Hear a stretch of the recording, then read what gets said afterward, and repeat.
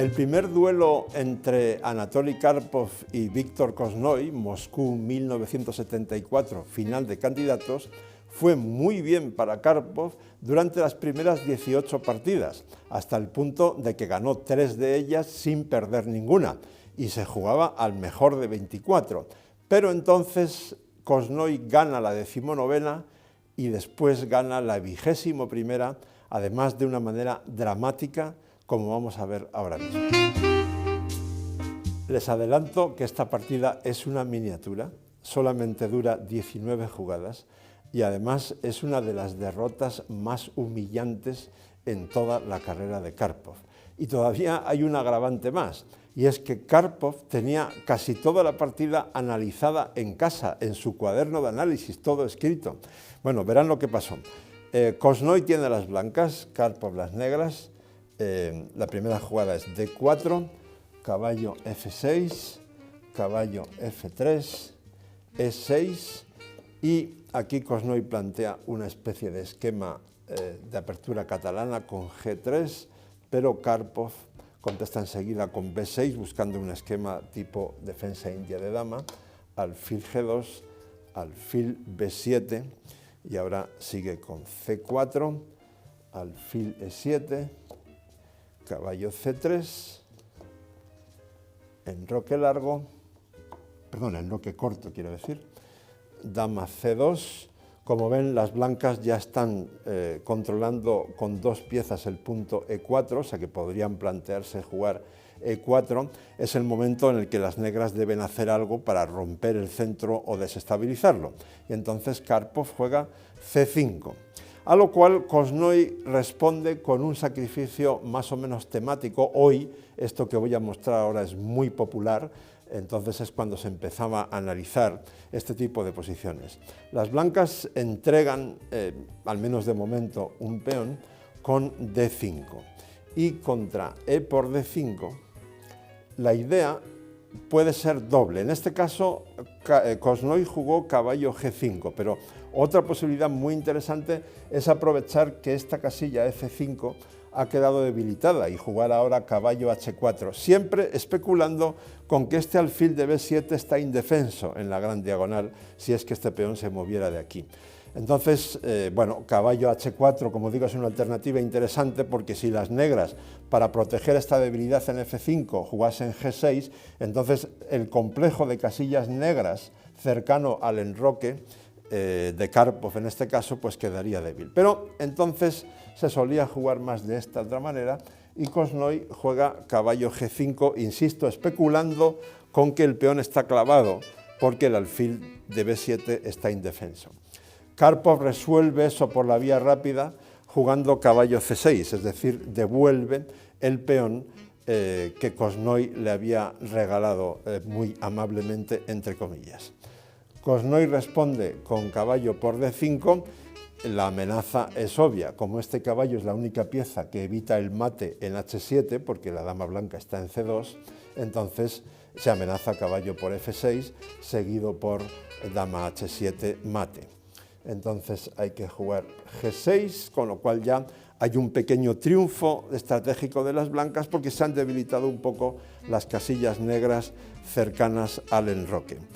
¿Cómo continuar aquí el ataque con las piezas blancas? Pues Korchnoi lo hace de una forma realmente sutil y juega dama D2, que tiene diversas finalidades, esta jugada así un poco extraña.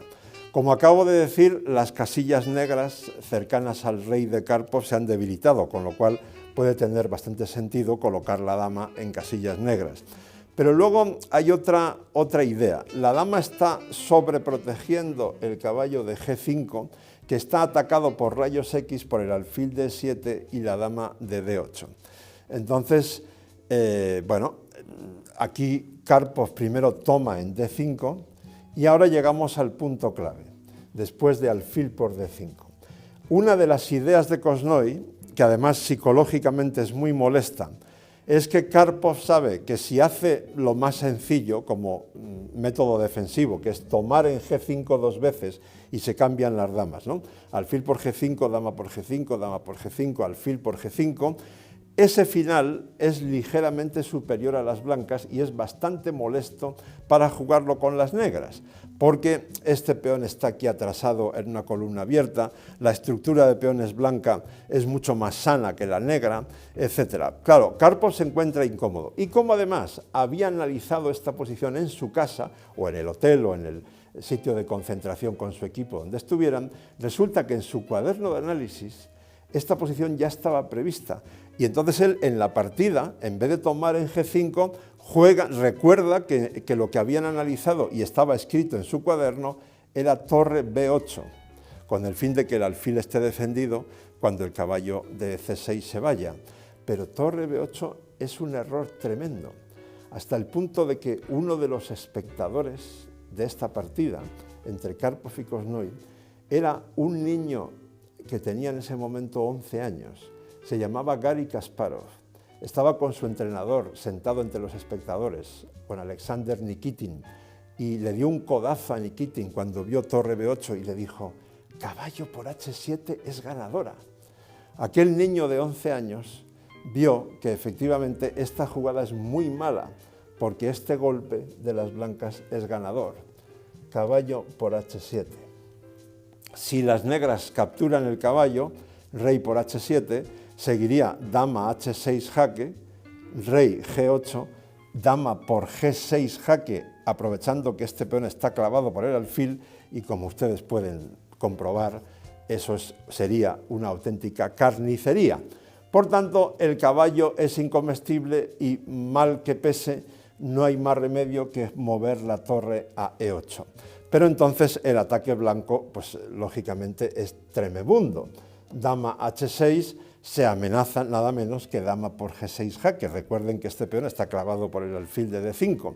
Hay que salir corriendo a defender ese peón con caballo E5. Pero entonces el remate ya es bastante sencillo. Caballo G5, se amenaza mate en 2 con dama H7 y no hay más remedio que tomar en G5, alfil por G5, alfil por G5, atacando la dama, pero no solo ataca a la dama, es que si la dama se marcha, entonces la siguiente jugada es alfil F6 y es mate imparable. Por tanto, no hay más remedio que sacrificar la dama.